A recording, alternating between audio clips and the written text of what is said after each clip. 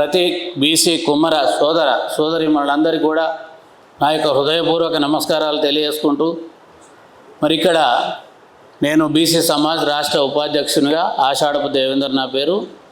గతంలో సర్పంచ్గా, ఎంపీపీగా ములుగు జిల్లా నుండి చాలా పదవులు నిర్వహించడం జరిగింది.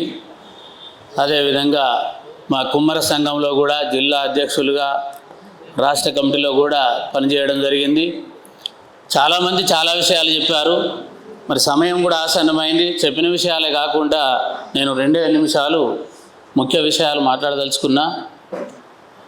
మరి ఈనాటి సమావేశంలో చాలామంది మిత్రులు బీసీలకు రాజ్యాధికారం రావాలని అంతిమంగా చెప్పడం జరిగింది. మరి రాజ్యాధికారం రావాలంటే ఏం చేయాలి? ఐకమత్యం అంటున్నారు అందరూ. ఐకమత్యం అంటే గత చాలా సంవత్సరాల నుండి కూడా ఎన్నో బీసీ సంఘాలు ఎవరి దారిన వాళ్ళు చెప్పుకుంటూ పోతూనే ఉన్నాయి. మరి ఐకమత్యంగా ఉండాలి, మనం బీసీలమంతా ఏకతాటి మీదకి రావాలి, రాజ్యాధికారం రావాలట.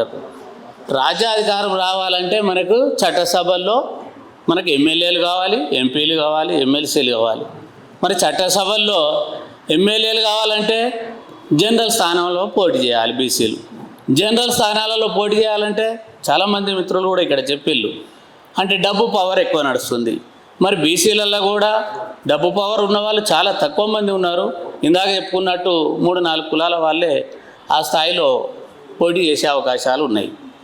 మరి జనరల్ స్థానాలలో వాళ్ళను డబ్బు ఉన్న వాళ్ళను ఓడించడం కష్టమవుతుంది. అక్కడ రెడ్డియో, వేలమనో, కమ్మనో ఎవరో మన బీసీ మీద ఉంటే మరి వాళ్ళ డబ్బు పవర్కి మన బీసీ ఉద్యమం కూడా అమలుపోతుంది. కాబట్టి మరి చట్టసభల్లో రిజర్వేషన్లు బీసీలకు అమలైనప్పుడే మన బీసీలకు రాజ్యాధికారం వస్తుందని చెప్పి నేను నమ్ముతున్నా. చట్టసభల్లో బీసీలకు రిజర్వేషన్లు అమలు చేయాలి. ఆ దిశగా బీసీ ఉద్యమాలు నడవాలి, ఆ దిశగా పోరాటాలు చేయాలి. ఈ మధ్యన బీసీ ఉద్యమాలు ఉధృతంగా అయింది వాస్తవమే. మరి ఎక్కడికక్కడ కూడా బీసీల పాత్ర ఘనంగా నిర్వహిస్తున్నారు. మరి ఇదే అదనుగా మనం ఈ అవకాశం రాబోయే పార్లమెంట్ ఎన్నికల నాటికి, అసెంబ్లీ ఎన్నికల నాటికి ఉపయోగించుకొని ఈ ఉద్యమాన్ని మనం మరింత ఉధృతం చేసి, నేను సూర్యారావు అన్న గారితో కూడా చాలాసేపు కొన్ని విషయాలలో మాట్లాడడం జరిగింది. ఇందాక మిత్రులందరూ కూడా మరి బీసీలకు చట్టసభలో రిజర్వేషన్లు రావాలంటే, బీసీలకు ఓట్లు వేయాలంటే బీసీకి ఒక పార్టీ కావాలని చెప్పడం జరిగింది. మరి అదే పార్టీ లేనప్పుడు నిజంగా కూడా ఏ పార్టీలో ఉన్న బీసీలు ఆ పార్టీకి పోతున్నారు. ఎలక్షన్లు అయినప్పుడు, ఎలక్షన్లు జరిగినప్పుడు ఏ కాంగ్రెస్ వాడు కాంగ్రెస్కి ఎత్తాడు ఓటు, బీజేపీ వాడు బీజేపీకి ఎత్తాడు, టీఆర్ఎస్ వాడు టీఆర్ఎస్కి ఎత్తాడు, ఏ పార్టీ వాడు ఆ పార్టీకే పోతుండు తీర సమయానికి. మరి అట్లా పోవద్దంటే బీసీకి ఒక పార్టీ ఉండాలి. బీసీ జెండా చూసినప్పుడు ఒక్కసారైనా అవకాశం ఇస్తారని నేను అనుకుంటున్నా, భావిస్తున్నా. బీసీలంతా బీసీ బిడ్డగా పుట్టినందుకు అరే మనకు ఒక పార్టీ ఉంది, ఒక జెండా ఉంది, ఏదేమైనా మంచిదే, ఈసారి నేను కాంగ్రెస్ అయినా మంచిదే, కాంగ్రెస్కు రాను, నా బీసీ పార్టీకే ఓటేసుకుంటా అని చెప్పగలుగుతాడు అని ఈ సందర్భంగా మీకు అందరికి కూడా నేను మనవి చేస్తున్నా. బీసీ పార్టీ ఖచ్చితంగా పెట్టాలి. మన దాంట్లో కూడా చాలామంది మేధావులు ఉన్నారు. అన్న సూర్యారావు అన్న, ఒక్క నిమిషం మా మాటను కూడా ఈ సభాముఖంగా ఆలకించండి. బీసీ పార్టీ పెట్టే విధంగా ఆ విషయంగా ఆలోచన చేయండి, అడుగులు వేయండి. మీరు ఎందుకంటే నల్ల చొక్కా ధరించింది చాలామందికి కూడా తెలియదు మిత్రులు, ఇక్కడికి వచ్చిన వాళ్ళకు తెలుస్తుంది కావచ్చు. మరి అలా నల్ల చొక్కా వేసుకొని ఒక గొప్ప ఆశయంతో బీసీలకు రాజ్యాధికారం వచ్చేంత వరకు నేను నల్ల చొక్కా విప్పేది లేదని సూర్యారావు అన్న ఎంత గట్టిగా మరి ప్రయత్నం చేస్తున్నాడో మనందరం గమనించాలి. అలాంటి మహానుభావులు చాలా తక్కువ మంది ఉంటారు. మరి ఇవాళ ఇక్కడికి వచ్చిన బీసీలు కూడా అందరూ కూడా నిజానికి తక్కువ సంఖ్యాబలం ఉన్న కులాల నుండే ఎక్కువ మంది వచ్చిందని నేను భావిస్తున్నా. మరి ఈ తేడా అనేది మన జనాభా శాతాన్ని బట్టి బీసీలకు రాజ్యాధికారం వచ్చినప్పుడు ఎవరి జనాభా ఎంత % ఉన్నది వాళ్ళకి ఎంత రిజర్వేషన్ వర్తింపజేయాలి అనే లెక్కలు ఉంటాయి. ఇవాళ మనం రాజ్యాధికారం ఎవరు అనుభవిస్తున్నారు? అగ్రవర్ణాలు, ఏ రెడ్డినో వెల్మనో కమ్మో చేస్తున్నారు. వాళ్లకు మన జనాభా లెక్కలు తీయాలంటే వాళ్ళకు ధైర్యం వస్తలేదు. బీసీ జనాభా తీస్తే ఎట్లయినా వీళ్ళది మెజారిటీ ఉంటుంది, మేము ఒక దుమ్మితే కొట్టుకపోతాం అనే విధంగా వాళ్ళు ఉన్నారు. జనాభా లెక్కలు తీయడానికి కొంటి సాకులు చెప్పుడు, ఏదో చేయడం ఇదంతా జరుగుతుంది. ముఖ్యంగా చాలామంది పెద్దలు చెప్పిళ్ళు, జనాభా కులగణన జరిగినప్పుడు తక్కువ సంఖ్యాబలం ఉన్న కులం వాళ్ళై చాలా అక్కడ తప్పులు లెక్కలతోటి ప్రభుత్వం వాళ్ళ కులాన్ని ఇంకా తక్కువ చేసిళ్ళు. సుమారు మేమే ఇప్పుడు 10 లక్షల పైన కుమ్మరి జనాభా ఈ తెలంగాణ రాష్ట్రంలో ఉంది. కానీ ప్రభుత్వం దృష్టిలో 3.5 లక్షలుగానే పెట్టిళ్ళు. అంటే మనం కులం పక్కన కుమ్మర అయితే కుమ్మర, గౌడ అయితే గౌడ, యాదవ్ అయితే యాదవ్ అని కంపల్సరీ మెన్షన్ చేయాల్సిన అవసరం ఉన్నది. రేపు రాబోయే జనాభా కులగణనకు అధికారులు మన ఇళ్ళకి వచ్చినప్పుడు ఖచ్చితంగా మన కులాన్ని పక్కన రాయండి. అప్పుడు సరైన లెక్క మనకు వస్తుంది, ఎవరి కులం ఎంత ఉన్నది అనేది సరైన లెక్క వస్తుందని చెప్పి నేను ఈ సందర్భంగా మనవి చేస్తున్నా. మరి సకల జనుల సమ్మె అప్పుడు తెలంగాణ రాష్ట్రం వట్టిగానే వచ్చింది, ఆ బీసీల పాత్ర లేదు. అలా 99% మనదే తెలంగాణ రావడానికి బీసీలే. అన్ని కుల వృత్తుల వాళ్ళు కూడా సకల జనుల సమ్మెలో పాల్గొని వంట వార్పు కార్యక్రమం ఎక్కడిదక్కడ దిగ్బంధం చేసి ఏ కులవృత్తి చేస్తూడు ఆ కులవృత్తి వస్తువులు పట్టుకొని రోడ్లు ఎక్కిండు. అయితేనే తెలంగాణ వచ్చింది. అనుభవించేది ఎవరు ఇప్పుడు?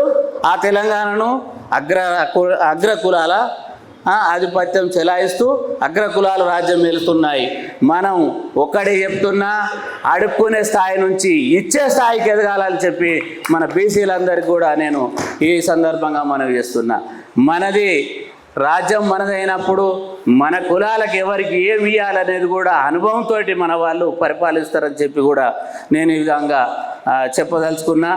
ఈ తెలంగాణ రాష్ట్రంలో మరి బీసీల పాత్ర ఎంత ముఖ్యమో సూర్యారావన్నకు చాలా సబ్జెక్ట్ ఉంది. మేమంతా కూర్చొని కూడా నిజంగా దీని మీద ఆలోచన చేస్తున్నాం. మీలాంటి మేధావులందరూ కూడా మరి ఈ రాజ్యాధికారం కోసం చట్టసభల్లో రిజర్వేషన్ల అమలు దిశగా పోరాటం చేయాలంటే, ప్రభుత్వం ఇవాళ వనకాలంటే ఏం చేస్తే వణుకుతుంది. కొత్త పద్ధతిలో ఉద్యమాన్ని తెరలేపాలని చెప్పి నేను ఈ సందర్భంగా మనవి చేస్తున్నా. గతంలో చాలామంది ఉద్యమ నేతలు, బీసీ నాయకులు, పెద్ద నాయకులు, అంటే ఆ పెద్ద నాయకుల పేర్లు చెప్పను కానీ ప్రతిసారి ఏదో ఒక మీటింగ్లు పెడతాను, మళ్ళీ ఆ ఉద్యమం మళ్ళీ ఎలక్షన్లు వచ్చే వరకు మళ్ళీ గదే కథ అవుతాను. బీసీల పార్టీ లేదు, బీసీల పార్టీ పెట్టుడు లేదు. పార్టీ పెడతామనగానే మరి ఆ పార్టీ ఎందుకు నిర్వీర్యమవుతుందో తెలుస్తలేదు, మళ్ళీ అది అక్కడనే ఆగిపోతాను. కాబట్టి చిన్నోడు పెద్దోడు అనే తేడా లేదు. బీసీ ఇక్కడ ఉన్న వాళ్ళంతా పెద్దవాళ్ళే. బీసీ అయితే చాలు, ఎవరు పార్టీ పెట్టినా కూడా బీసీలం అందరం కూడా బీసీ పార్టీకి మద్దతు ఇవ్వాల్సిన అవసరం ఉందని చెప్పి నేను ఈ సందర్భంగా కోరుకుంటూ, నేను ఇదివరకు మీటింగ్ కూడా ఒకసారి ఇక్కడికి రావడం జరిగింది, రెండోసారి. నాది మారుమూల ప్రాంతం ములుగు జిల్లా అయినా కూడా నేను ఖచ్చితంగా బీసీ మీటింగ్లు ఎక్కడ పెట్టినా కూడా నన్ను పిలవండి అని చెప్పి ఖచ్చితంగా వస్తా అని ఆర్థిక ప్రయాసాలు కోర్చైనా కూడా నాతో పాటుగా కూడా ఇంకా కొందరిని తీసుకురావడం జరుగుతుంది. మరి ఈ విధంగా మనం ఇవాళ ఇక్కడ జరిగిన మీటింగు ఇదే కాదు, ముందు జరగబోయే మీటింగ్లు కూడా ప్రభుత్వానికి నివేదికలు పోతాయి, ఇంటెలిజెన్స్ రిపోర్ట్ పోతుంది. ఇదేదో బీసీలు పార్టీ పెడతారట, ఇది ఎందులో కథ అని ముఖ్యమంత్రికి చెమటలు పుట్టాలి. ఈ విధంగా మనం మీడియా ద్వారా ముఖ్యంగా నేను కోరుకునేది ఏంటంటే, సూర్యారావన్నను ఖచ్చితంగా అతి త్వరలో బీసీ మీడియా పత్రికా సమావేశం ఏర్పాటు చేయండి, బీసీ జర్నలిస్టుల సమావేశం ఏర్పాటు చేయండి. ఒక వారం, ఒక నెల అది చేయండి, ఒక నెల బీసీ ఉద్యోగుల సంఘంతో ఏర్పాటు చేయండి, ఒకసారి బీసీ రైతుల సమావేశం ఏర్పాటు చేయండి ఒక నెల. ఇట్లా ప్రతి నెల కూడా ఏదో రకంగా మనం ప్రభుత్వానికి మెసేజ్ పంపుతూనే ఉండాలి. ఇదంతా ఏదో కథ నడుస్తుంది, ఏకమైతే మన సీట్లు కదులుతాయనే భయం ముట్టాలి. అప్పుడు బీసీలకు చట్టసభల్లో రిజర్వేషన్ల దిశగా ఇక్కడ ఉన్న అసెంబ్లీలో తీర్మానం చేయాలి. ఏపీ కావచ్చు, తెలంగాణ కావచ్చు, అసెంబ్లీలో కూడా తీర్మానం చేసి మరి పార్లమెంటుకు కూడా కేంద్ర ప్రభుత్వానికి కూడా పంపే విధంగా పోరాటం చేయాలని చెప్పి నేను ఈ విధంగా కోరుకుంటూ మీ అందరూ అవకాశం ఇచ్చినందుకు మరొకసారి మీకు ధన్యవాదాలు తెలియజేస్తూ జై బీసీ.